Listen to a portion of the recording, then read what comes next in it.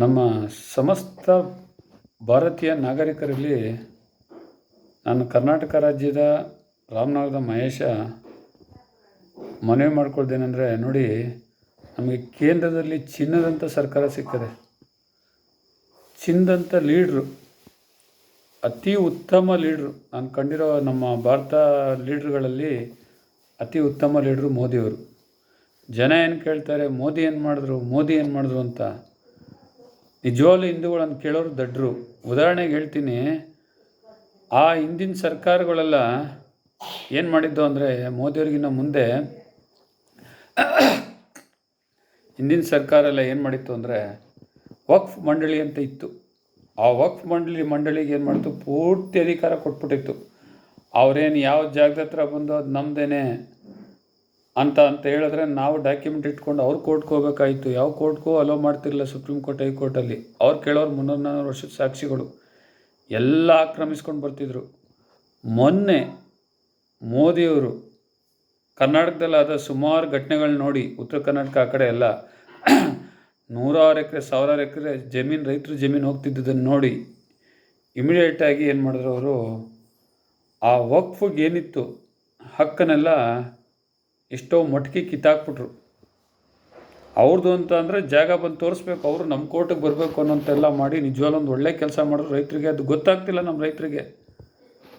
ಆಮೇಲೆ ನೋಡಿ, ಕಾಶ್ಮೀರದಲ್ಲಿ ಎಂಥ ಸ್ಥಿತಿ ಇತ್ತು ಅಂದರೆ, ನಮ್ಮ ಹಿಂದೂಗಳು ನರಮೇಧ ಆಗ್ತಿತ್ತು. ಅಲ್ಲಿ ನಮ್ಮ ಸೈನಿಕರಿಗೆ ಕಲ್ಲೊಡೆದು ಓಡಿಸೋರು. ಪಾಕಿಸ್ತಾನ ಅಂತಿದ್ರು. ಅಂಥ ಕಡೆ 357 ಅದೇನೋ ಆರ್ಟಿಕಲ್ ಇತ್ತಂದು ಅಲ್ಲಿ ಇವಾಗ ಶಾಂತಿ ನೆಲೆಸಿದೆ. ಅಲ್ಲಿ ರಾಜಾರೋಟಾಗಿ ಹಿಂದೂ ಬಾವುಟನ ಹಾರಿಸ್ತಾರೆ ಅಂತ ತುಂಬ ಅಭಿವೃದ್ಧಿನೂ ಮಾಡಿದ್ರು. ಅಲ್ಲಂತೂ ಕಾಶಿ ಗಂಗಾ ನದಿಗಂತ ಹೋಗೋರು ತುಂಬ ಮಾಲಿನ್ಯ ಆಗ್ಬಿಟ್ಟಿತ್ತು. ಎಣ್ಣೆಗಳೆಲ್ಲ ಹೆಂಗಾಗಿತ್ತು ಗಲೀಜು ಅಂದರೆ, ಇವಾಗ ಎಷ್ಟು ಚೆನ್ನಾಗಿ ಮಾಡಿದ್ದಾರೆ ಅಲ್ಲಿ. ಹೋಗಿ ನೋಡಿ, ಬಾಬ್ರಿ ಮಸೀದಿ ಅವಾಗ ಪಿ ನರಸಿಂಹ ಕೆಡಿದ್ರು. ಈಗ ಅಲ್ಲಿ ಅಯೋಧ್ಯೆ ಆಗೋದಕ್ಕೆ ಮೇಯ್ನ್ ಒಂದು ನಿರ್ಮಾಣ ಆಗಿ, ರಾಮ ಮಂದಿರ ನಿರ್ಮಾಣ ಆಗೋಕ್ಕೆ ಮೇಯ್ನ್ ಕಾರಣನೇ ಮೋದಿ ಸರ್ಕಾರ. ಎಷ್ಟು ಒಳ್ಳೇದು, ಮುಕ್ತ ಮಾರುಕಟ್ಟೆ ಅಂತ ಮಾಡಿದ್ರು.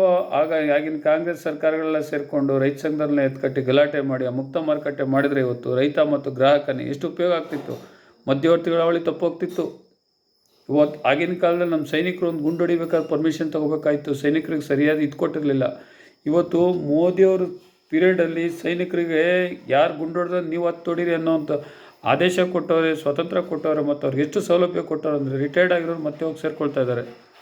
ಇಷ್ಟೆಲ್ಲ ಅನುಕೂಲ ಮಾಡಿಕೊಟ್ರು, ಇನ್ನೂ ತುಂಬ ಅನುಕೂಲ ಮಾಡಿಕೊಟ್ಟಿದ್ದಾರೆ ಮೋದಿ ಸರ್ಕಾರಕ್ಕೆ. ನಾವು ದೂಷಣೆ ಮಾಡಿದ್ರೆ ದೊಡ್ಡ ತಪ್ಪಾಯ್ತದೆ. ನಿಜವಾಗ್ಲೂ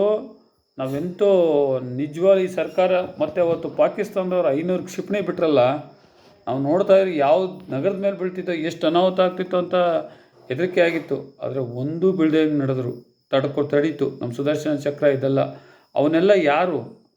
ಮೋದಿಯವರು ಇವತ್ತು ಎಷ್ಟು ತಂತ್ರಜ್ಞಾನ ತಂದಿಟ್ಟಿದ್ದಾರೆ ಅಂದರೆ, ನಾವು ತುಂಬ ಸುರಕ್ಷಿತವಾಗಿದ್ದೀವಿ ಅಂದರೆ ಮೋದಿ, ಅಮಿತ್ ಶಾ, ಈ BJP ಸರ್ಕಾರದಿಂದ.